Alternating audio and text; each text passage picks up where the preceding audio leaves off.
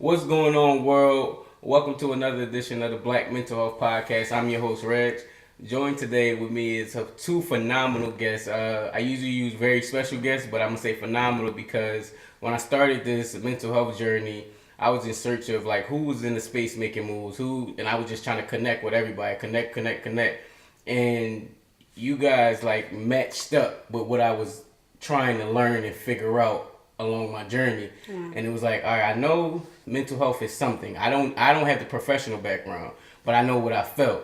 So just connecting with you guys, because it was like, all right, I think I'm gonna try therapy just to try it out, so that way while I'm on here preaching about therapeutic stories and sharing stories, I'll be able to have some background.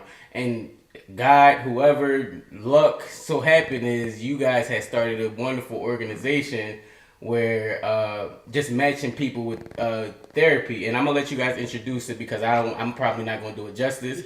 And so introduce yourself. My name is Shariff. I'm a part of Black Men Healed, the company he's talking about. I didn't help start it, but I'm glad to be a part of it. This is one of our volunteers. Shariff what? Though? You're not going to tell me Shariff your Blackwell. I have my MA government. in marriage and family counseling. This beautiful lady right here, she's the one that started it. She brought me aboard, so I let her go on and tell you about herself. Okay, and I'm Tasnim Sulaiman. I'm a marriage and family therapist and a licensed professional counselor, and just founded Black Men Hill, which is a mission. It's an organization, nonprofit organization, but more than that, it is a mission that is aimed towards pretty much trying to get Black men to prioritize their mental health. And we're doing something very unique, which is offering free therapy. So we're offering free therapy to Black men in a way to encourage them to come into the mental health system. 8 free sessions specifically we're offering. So, yes. And I'm a part of that right now. I'm part of the 8 free sessions, and she's been nothing but phenomenal the whole way, and just being like proactive. And you know how you get in some things and people starting stuff and you won't hear from them. It's like, I need you to be a part of this, but you don't know what's going on. It doesn't feel like she's just starting something. It's like, all right, whatever you need, I got you. My first day of therapy, I was late, and she was like, no, it's fine. I'm gonna call, I'm gonna reschedule it. Like, I got you. And he was like, and she called right back, gave me directions. So she's been so phenomenal with it. What made you start Black Men Hill in the first place? Like, what sparked the idea inside of you? Okay. Well, first of all, let me say thank you for saying that. But like, I really have been so hands-on with you guys because I appreciate y'all so much. You are one of 14 men who have initiated, like, y'all are a trial run, and so it's so important to me that I've been like, these are all my babies, these are all my sons. So I have been like mothering the whole every man individually. I felt like I knew you guys, including him, right? Even the therapist. So I brought Shariff in as one of our volunteer therapists, which I'm so grateful for you both, because both of you are helping literally make an idea like a reality. And so that's what the process is now. But I started it, so I've been in private practice for about 5 years, but I've been a therapist for like 14 years. And every time I would see men in therapy, it was just, I love seeing men. It's one of my favorite things to do. I feel like I was learning so much about myself, but mostly learning so much about men, like experiencing men in a different way that I'm not used to, like the layers of it or the complexities of it and how vulnerable they are or can be. And those were ways, like perhaps in my real life, that I actually did not always get privy to experiencing men. So I just felt so good about the men who was coming to me and what they were getting, and it made me realize really early on that men are really lacking a space. You know, like that's what it became for me. It's like men are lacking a safe space to really just be able to open up and to feel safe and to feel not judged or not criticized or no pressure, no expectation, because I realized like it's like that is their entire existence. So so it kind of came out of that idea, and I initially wanted to offer like free therapy to one man because I was just like, yeah, this is so important. More Black men need to do this. and I have a really diverse practice. So, it's not just, black male clients who I was seeing. So I know a lot of this is gender issues in general, but specifically, of course, I want to help my community.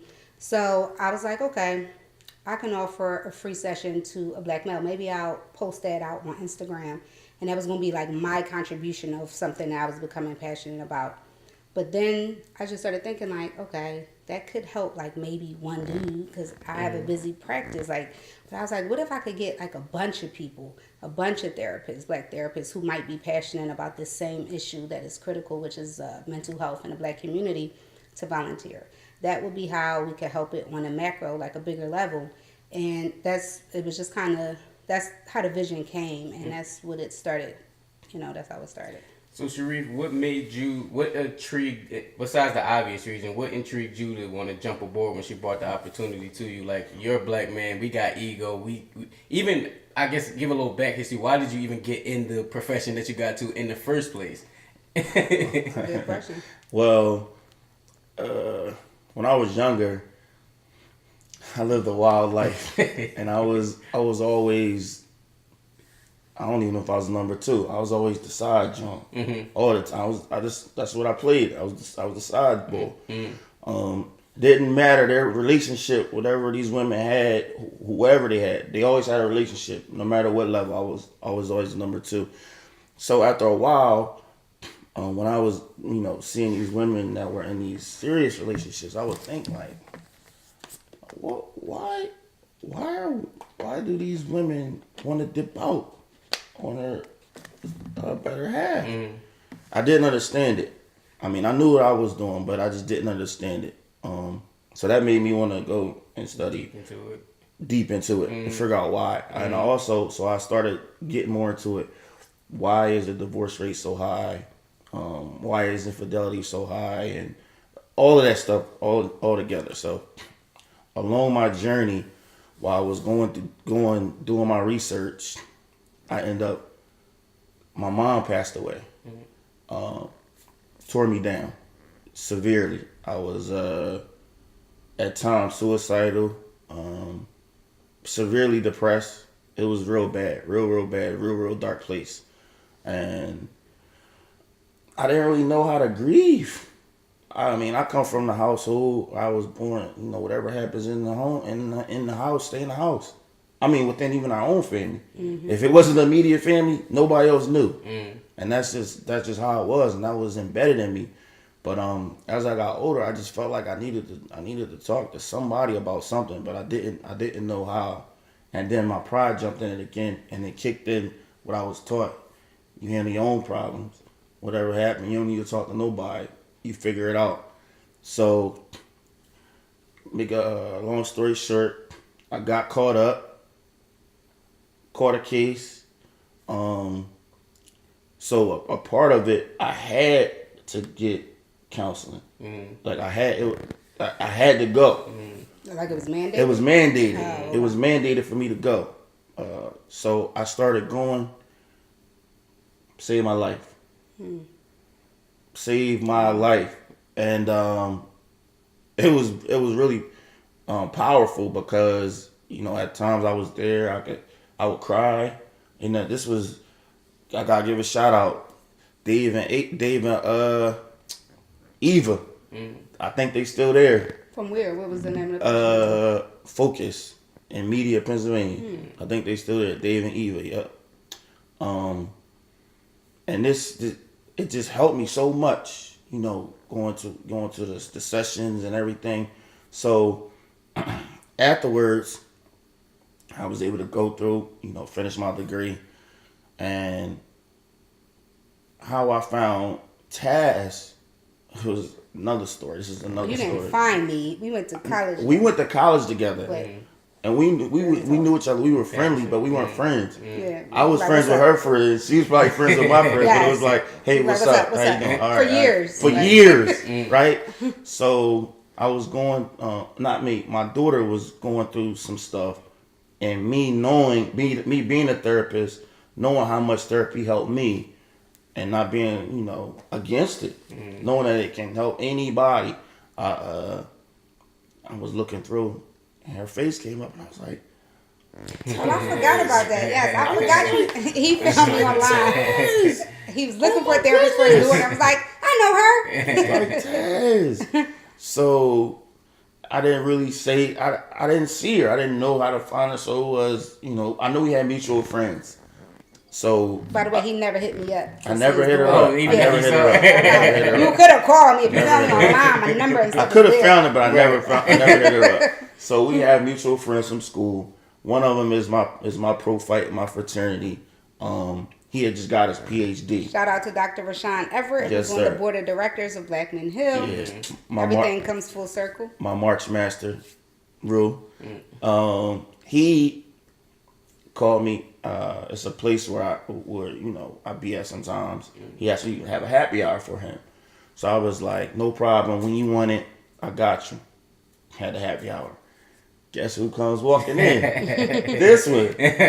So it's like the conversation is like, hey, how you doing? And first thing I say is, I didn't know you were a therapist. And she's like, yeah, I've been a therapist for a while. I'm like, man, it's crazy. I found you because I was looking, yada yada for my daughter, and then you popped up. And she was like, but I was like, me being a therapist, it's hard for me to help her. And I was like, and she was like, what? You a therapist? She was like, you a therapist? Because I know him from college. Okay? I mean, we wasn't cool, but like, I know him from college. Right, you know what I mean? That type right. of thing. I'm like, oh, really? And so I was shocked. I was like, my mouth was on the floor. I was like, you a therapist, Shariff? Exactly, just like What's that. the first thing I said? Exactly, just Yo, like that. we need you for Black Men Hill. So, Shariff, you talked about being the side piece, and now you have a family, and you're on the other side of it. What certain things have you noticed being on the other side now, looking from that viewpoint? Because men are still in that, like, side piece, or I ain't committing, or I ain't doing nothing. What's your lens from it now, being a black man, that it's like, all right, I know both angles now? Well, the responsibility is a lot greater. Being a side joint, you don't have no responsibility. You just living your life. It's fantasy. You having fun. Fantasy life. Right. Fantasy You over relationships this is side dope. when you got all these people depending on you, and I got a family of 5 that's depending on me. So it's a lot of responsibility, and you notice that everything is not about you. It really humbles you a lot. And for me personally, it took some humbling to do. You know what I mean? And it took some growing up for me to actually realize that it's not really about me. I don't even buy stuff for myself anymore, really. I might get a little stuff here and there. Like I was, talking to Taz, she asked me what I'm wearing it for homecoming. I told her, I'm like, but that's my treat to myself. Right, you know what I mean? right. Like that's my treat to myself. Right. I make sure everybody else is good. Everybody else is good. And I think that's just a growth, maturation process. I will say it took me a little longer than others, probably, but it's really not a set time for it. Everybody is their own man. But for me, I mean, it's decent. It's decent. It has its ups and downs. It has, good days, bad days, but for the most part, it's cool.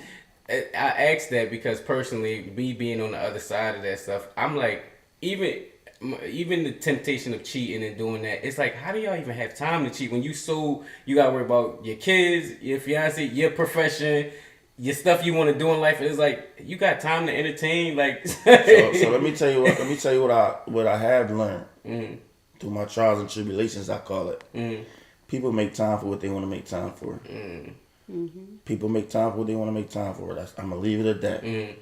They figure it out. People make time for what they want to make time for. Okay. So when they're looking like, hey, how they got time to do this, or how you got time? They make time for what they want to make time for. So and that goes both ways. Right, that's true. Like either way. Male and the female. Right. You know what? I told y'all I've been on the other side. So I didn't see, you know what I'm saying? Listen, They make time for what they want to make time for. I agree with that. And to spin that to Black Men Hill, I think Black Men Hill is something where we're trying to teach the men that you have to make time for things you need to make time for. You know, because most people are, making time for the things they want to do. And most of the things we want to do are very pleasure principle driven or ego driven, or, you know, just things that, you know, like are not going to be hard or uncomfortable. So the truth be told, like coming to therapy is not an easy process. It is it's an intimidating process because a lot of people are not ready or used to being able to really face yourself. And that, to me, that's like the hardest thing you can do is to be vulnerable. And that's not easy. So I don't know why vulnerability has like this rap for being weakness. Right. Yeah, I don't get it. Because I'm like, even for me personally, like being vulnerable, especially like in relationships, has been the hardest thing for me to do. Like, that's one of my hardest struggles. And I'm like, this shit is hard. Why do people keep saying that this is weak? Because I'm like, no, like, I got stronger as I was able to step more into that space. So, like, Black Men Hill is really something that's really trying to introduce Black men to therapy, specifically, like, if they've never tried it.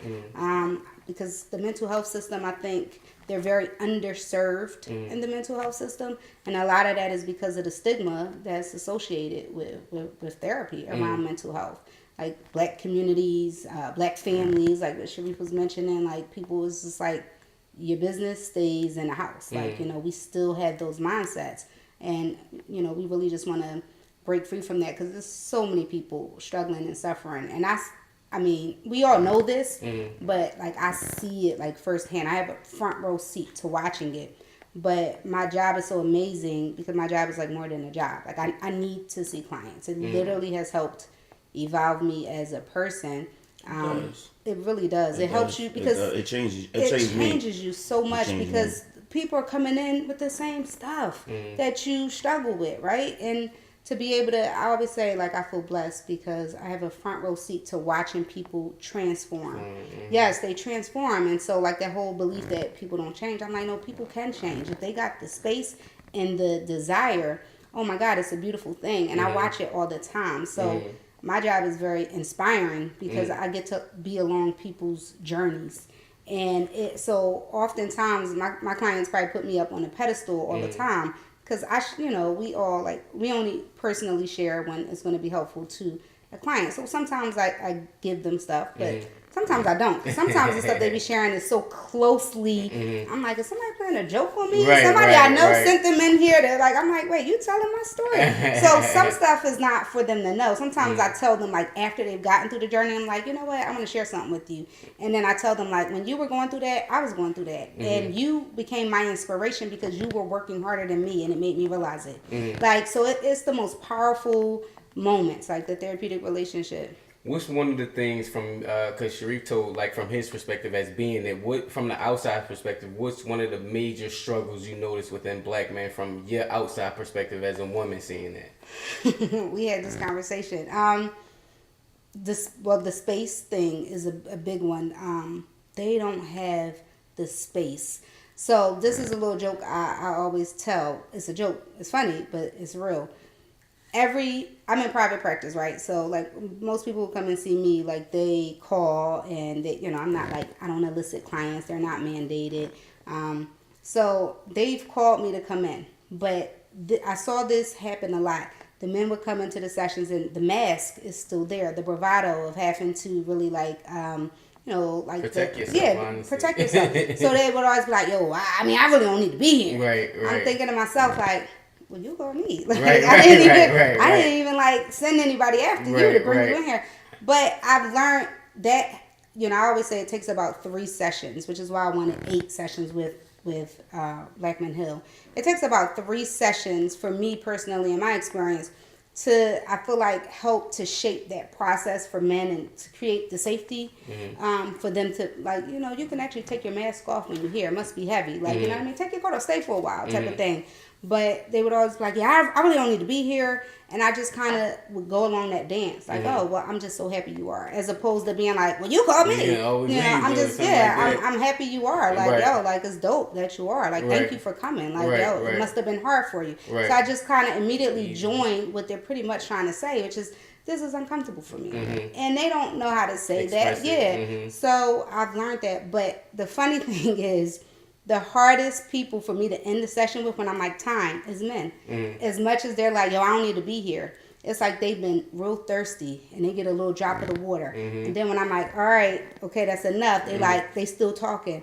I'm like, my next client is here. Like, I'm like, yo, I gotta go home. Like, stop talking. I would walk them out to the door, I'm like, please stop talking. So it's just funny. But when I started to realize, yo, they starving for the space. They didn't even know they needed it. It's like being hungry and you don't even know how hungry you are until you get a drop of more sort of food. And that is how, when I think back to Black Men Hill, it's like the opportunity, it's the invitation in with an incentive, because it's like, yeah, everybody been talking about this party you need to go to, this mental health thing. Everybody's talking about it, which I'm so happy that we're talking about it. But how can we actually, let's do something about it. Let's do more than talk. Like, let's be the solution. Like, I'm tired. Honestly, for me, I'm tired of doing a lot of the talking about all of the problems in the Black community. So when I was just like, yo, this is one area. I mean, there's a ton of areas we need in the Black community, but I'm like, I'm a therapist and this is something I can do. You know, like, I can do more than post about it or talk about it. Like, I can service it. And that's kind of how it derived. And so for the men to get the little taste of it, you know, it does, just the 8 sessions down. That's not enough to heal, by the way. Like, 8 sessions is not enough. I just want to put that disclaimer out there. It's definitely a disclaimer to put out. 8 sessions is not enough to heal anyone. But 8 sessions, our concept is healed men. Our logo is healed men, heal men. And the concept is that when one man is making a commitment to healing himself or understanding the priority to his own mental health, he can then reach back and create that space for another man. So I really want this mission is really about the men.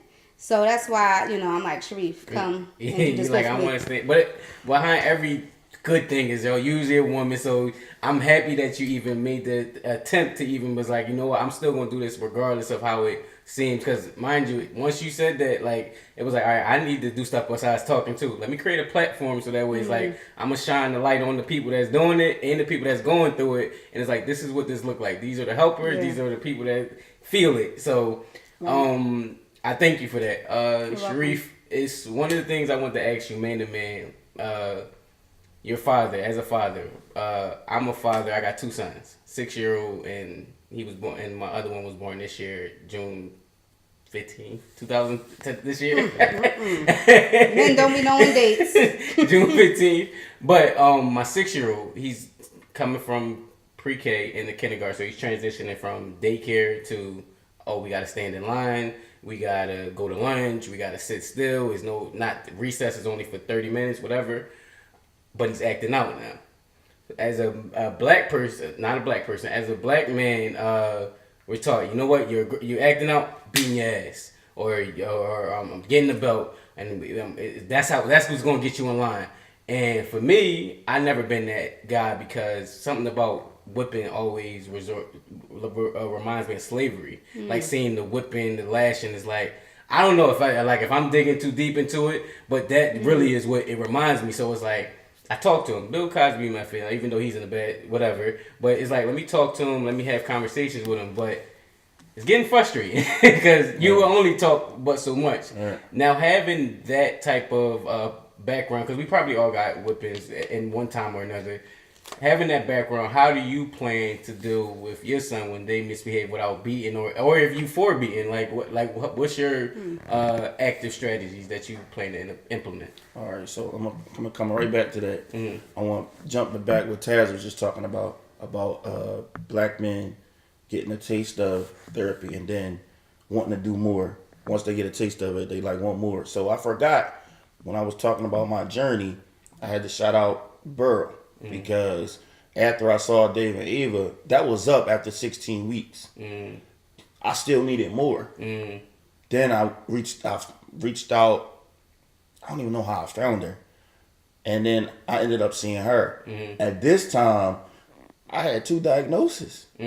PTSD, major depressive disorder. Remember I told you I was, sometimes suicidal. I didn't really know how to handle my mom passing away. So I couldn't just leave her out. If I'm talking about the people, I couldn't leave her out. Because she was a big part of my growth right now, too. Okay. So, but what you were saying, listen, I'm not even gonna talk about the stuff that happened to me when I was a kid.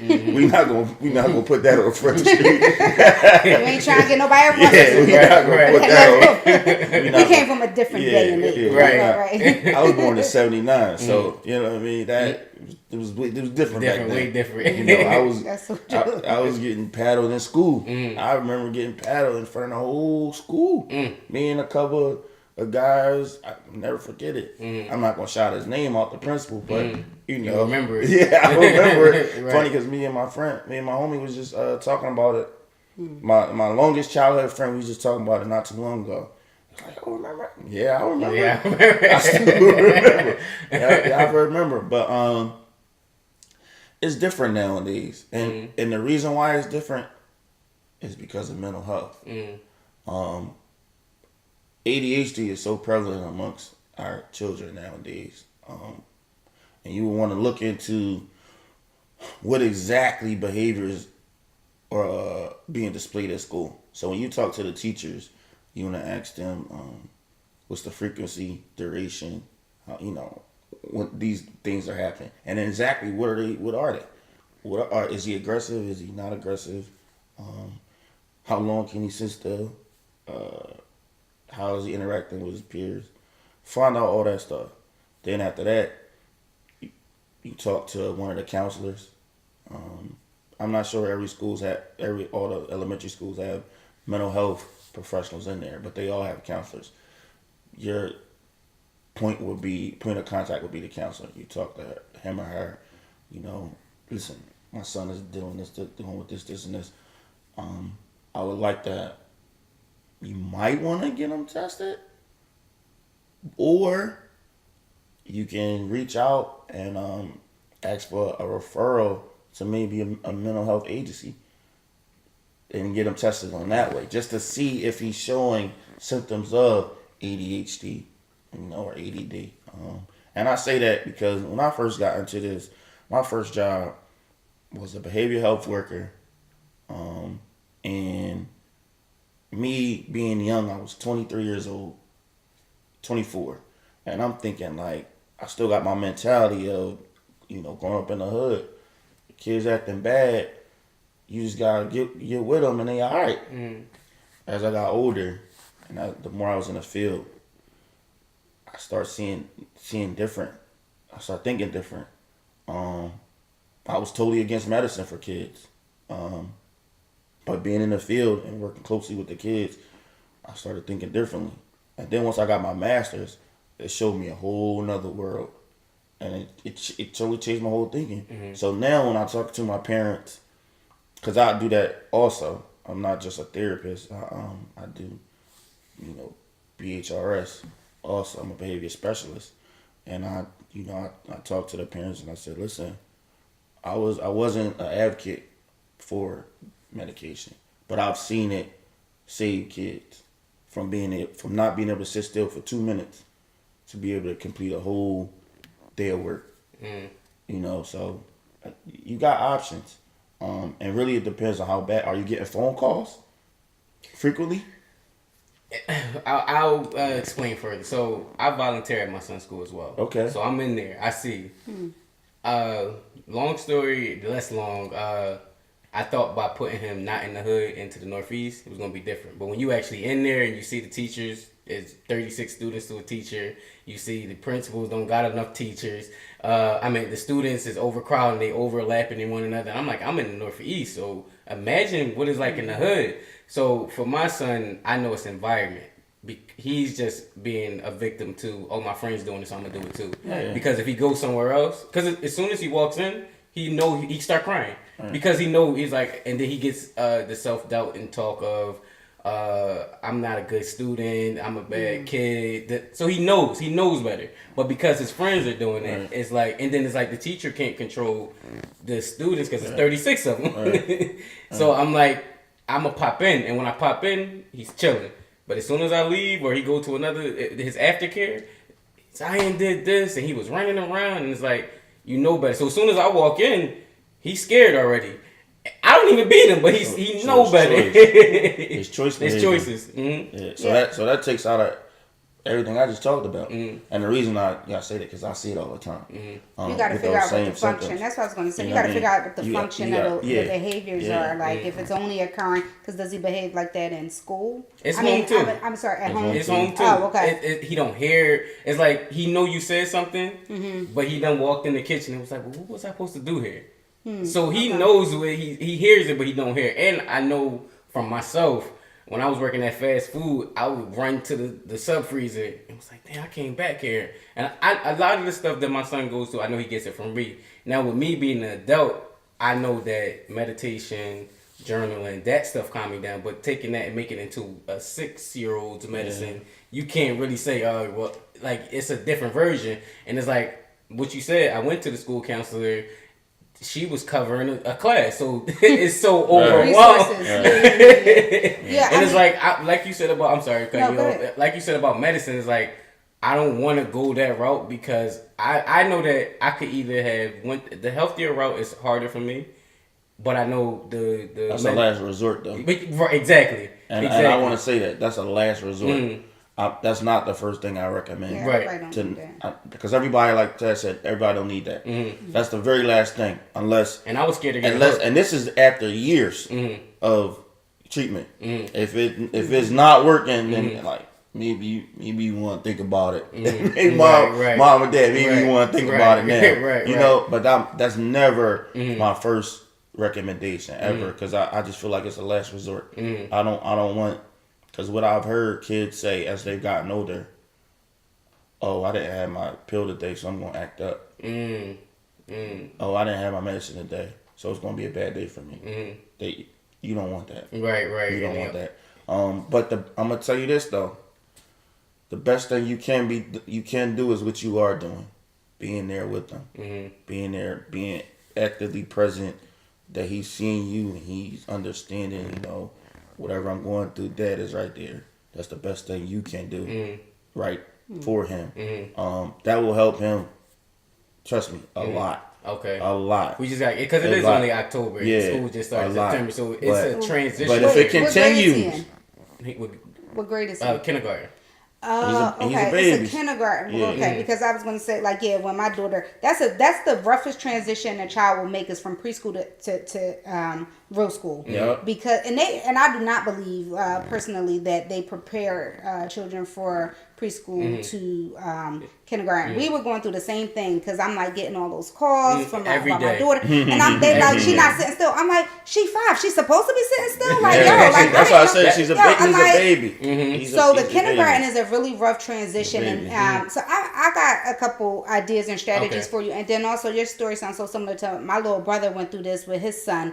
When they, he was at the school like every day, a comedian, so he has this flexibility. He was at the school like every day volunteering. Yeah. They just keep calling about the son, And I'm like, I'm here. And they calling about you. I'm upstairs. Like, come get your boy. Come downstairs. But he went through the same thing. And I'll tell you too, after this, some of his ideas too, or connect you with him. But he eventually started to realize the environment too. I mean, and he was able to do this. Every parent, I was not able to do this. I couldn't pull my daughter out, but they decided to do like a homeschooling thing and committed to that. Let me tell you, like my nephew, like they didn't even know the young boy was like a genius. Like he did so well, and he's still thriving. And I think they may have now put him back in school, but they basically just decided to do this year of committing to it, like just trying to figure out where's his strengths, like because you really got to like tap into the child because he can focus like when it's something he wants to do, like when it's something like coloring. He likes coloring. He likes on his tablet, of course, but I try to use the thing. He likes playing with his trucks.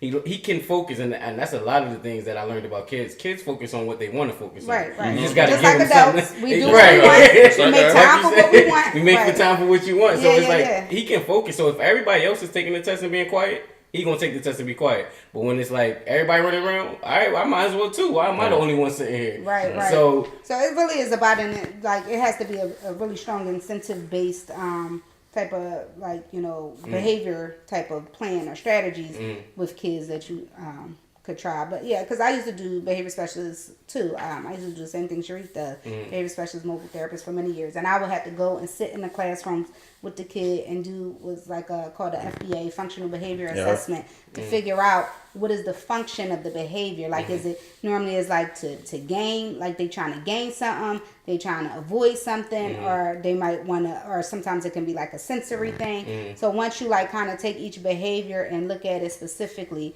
or is it to gain attention? Because again, it could be to gain. Is it to gain attention, or is it like to try to avoid? Like all right, this is too much. Like I need some type of movement for regulation. And also, boys, there's this book called Raising Cain that you might want to check out. I just went to a training yesterday at Council for Relationship. It was so good, called From Boys to Men: The Perils of like Manhood or something like that. But yo, it was everything. And then the guy who gave that training, he has, I can't think of it right offhand, but I'll give it to you so you can maybe put it in the notes for your show. He has an agency downtown, and it's geared towards men. They study, he's a researcher, and he studied about men and clinically. But we were watching videos yesterday and just looking at the differences of gender. Like he talked about like boys having a part of the brain called the androgen or something like that. I might be saying it wrong because I just learned this yesterday. But it's the part, like boys have that, and for boys it's more stimulated, and that's why boys are like more active with the fighting and the doing. So they were showing like research tests between like babies, like gender, like the differences in like young baby girls and boys, and they showed them in like preschool. And so like when you kind of saw all of it, like, you know, you're like, yo, like men are just different from, you know, women, and that their levels of activity or hyperness or the way that they think or their lens or what they get from the world is just so different and fascinating. So when you take all of that together and integrate it, yeah, you know, sometimes it's like our systems or that classroom or like, you know, a mental health system is not necessarily meeting the need of the male. And so, you know, not to keep spinning it back to Black Man Hill. No, you got to. But that's exactly what Black Man Hill is. I'm like, you know, if we keep talking about the fact that Black men are not coming into a system that they don't even believe is really for them, you know, it's a very, very intimidating system. Recently, 2 of my good friends have been asking me to help them find a therapist. I know the system. I am the system. Yo, I'm having a hard time. Like, I'm really having a hard time because I know these people and trying to find who I want to match them up with. And, you know, one got insurance, but the other one is willing to pay privately. I'm still having a hard time. So that's a very intimidating system. So if Black men are suffering from things like depression or anxiety, which, by the way, they probably are not naming it that because they just are experiencing the symptoms of feeling a struggle or suffering. But if they're suffering, the very nature of depression and anxiety changes the brain chemistry. It's going to make you not hopeful, not motivated, not complete tasks. So a lot of times, like what men show when they're depressed is very, very different than what women show. And that's, so a lot of people, especially like women or wives or communities, we don't attend to Black men's depression because it could look like irritability or more aggressiveness or more withdrawal, and it'll just be like, yo, he's just being an asshole. Like, you know what I mean? Like, he walking around being an asshole. Like, he not giving nothing. Like, a woman just be like shutting it down. Like, yo, like, what, you lazy? Like, yo. So they might not even be connecting to like what might be really going on for somebody. So I'm like, but we're expecting those men who to understand and be like, yo, so maybe what's going on with me is I'm depressed, and they've never had that language. So I was like, rather than keep thinking, you know, let's keep talking about men, y'all need to come into a mental health system. Why doesn't the mental health system, why can't it change to adapt to come to them? And that's exactly what it is. It's like, you know, reaching out like, yo, come in. Like, I know you've been hearing about it. Now you can like put your toe in the water.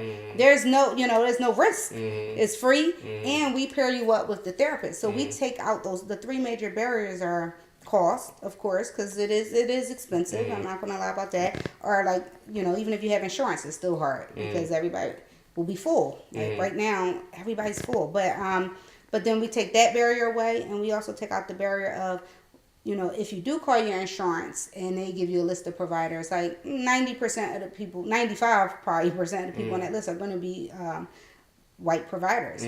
So we wanted, the other barrier of why don't black men go to therapy is they might fear that they might not get a therapist who could identify with their unique cultural needs. So we also do all of that work. They don't have to make 50 phone calls. I got a phone call this morning. I just told you about a client I want to refer. This woman has told me she's looking for a therapist for her friends. She said she was making a plea. She said, ma'am, I lied to you not. I have made 50. Here's my list. She said, I've called 50 different people and I cannot find, because she has a young kid and it's a really unique situation. And I just felt bad for her because I knew.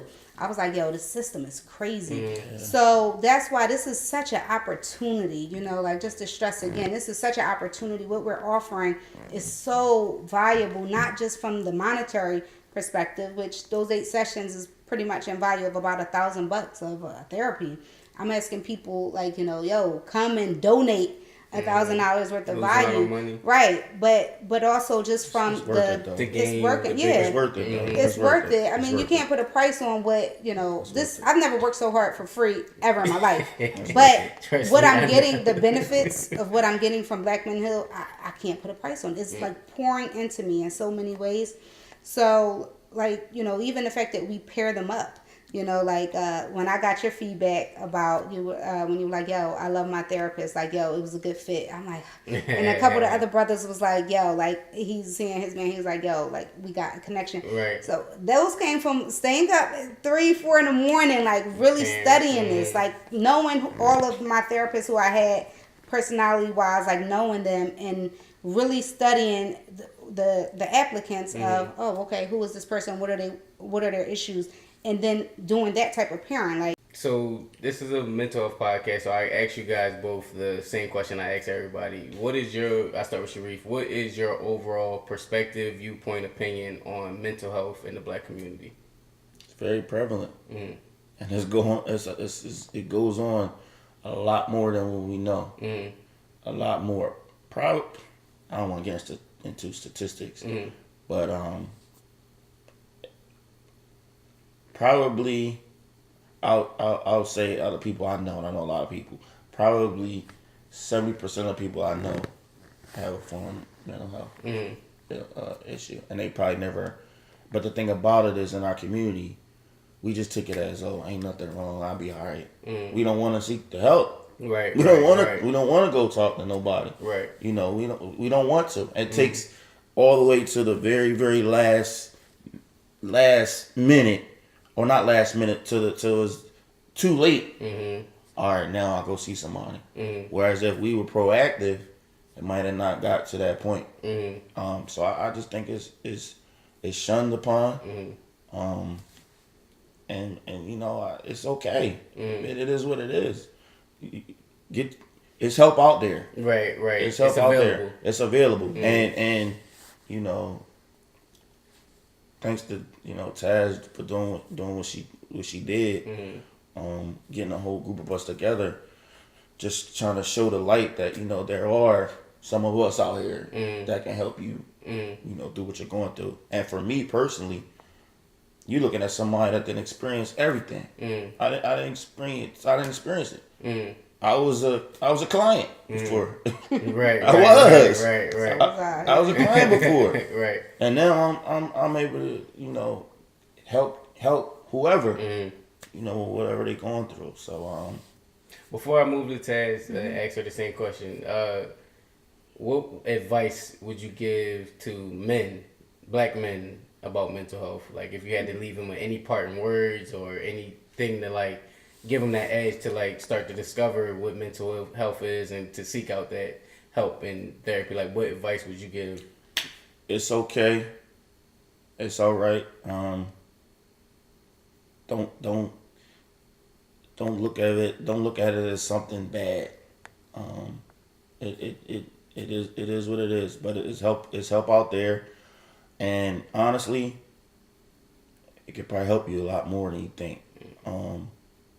Because for me, it not only saved my life, but it made me a better person. Everybody can account that's close to me in my circle can account that after I had therapy, I'm a much better person around, just to be around, period. My energy is a lot different than it used to be, you know. So don't be afraid. I think a lot of it is being afraid too. Right. Don't be afraid. It's okay to be vulnerable, brothers. It's all right. It's all right to cry sometimes. It's okay. But I feel like as men, we know if something is going on. But also educate yourself. Educate if you feel like, listen, I'm experiencing this, I'm experiencing that. Look it up. We got Google. You can find out anything you want on Google. That's so true. Anything you want. You can type the exact question The you exact have. question you Yo, have. they answer. And it will answer for you. There's no excuse to not Anything know you want to know. something. You Yeah. want listen. Let me check this out. My lady told me I was doing this a little. Let me look it up. You know, well, we got to be open to it too. Can't always be bored. I'm a man. You know, and that's not gonna take away from your manners. It's not gonna take away from your manners. It's gonna actually help it, and it might, turn your partner on a little bit more. It's a good selling point. Yeah, know. sell them on that. The ladies like this, fellas. They Like, it like helps you brothers. with the ladies, They right? like brothers who are healed. Trust me. It ain't that many of them out there. Love it. So, yeah. What about you, Taz? What's your viewpoint, perspective, overall opinion on mental health in the Black community? So, I'm a dork and a nerd, so I'll throw out a fact. But African Americans are 20% more likely to actually be at risk or to experience a mental health issue. And at some point in everybody's life, if you're not now, you will be, or you will be directly dealing with either yourself or somebody else's struggle from mental health issues. I think that in the Black community, we don't know how to name it, know what it is. Like, we've been struggling and suffering so long. We've been dealing with so many, oppressive factors as a community that it's almost like we get used to wearing the pain. And I think that is something that we really have to get out of or understand and realize that, we might not have chosen the pain or the traumas or the suffering that came to us, but we do have a responsibility to heal.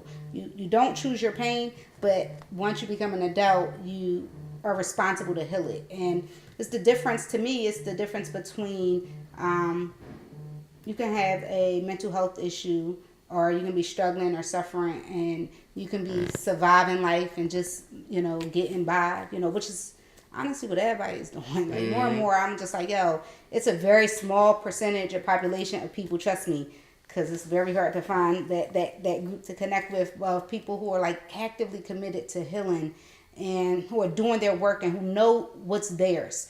Like, knowing the difference between what's your stuff, because I work with couples all the time, and it's always like, it's them, it's them. But it's like knowing the difference between what's yours and what's someone else's. It's freeing. It is very, very freeing to not be the broken person that keeps projecting your stuff onto someone else. Because that's what all relationships are. Two broken people who are coming in wounded, but not aware of and understanding of how those wounds not only affect your relationship and how you interact, but they also affected the partner you chose. And that's the fascinating part about it, is that we actually are gravitated to partners based off of those wounds. So it's very fascinating. But I think healing yourself is the best way to free yourself. You free yourself from so much. And I mean, honestly, I'm on a lifetime commitment for healing, but what I always tell you, I'm like, my mental health is the best it's ever been. Right now, in this place in my life, and I'm 37, and it's taken this much time. It's taken this much time because I've been really actively working on it and continue to do it. So, it is a lifetime commitment, but there's a difference between surviving and living or thriving. I feel like, I love life now. Now I'm thriving in it. But when you suffering, you just surviving. You just barely hanging on. You know what I mean?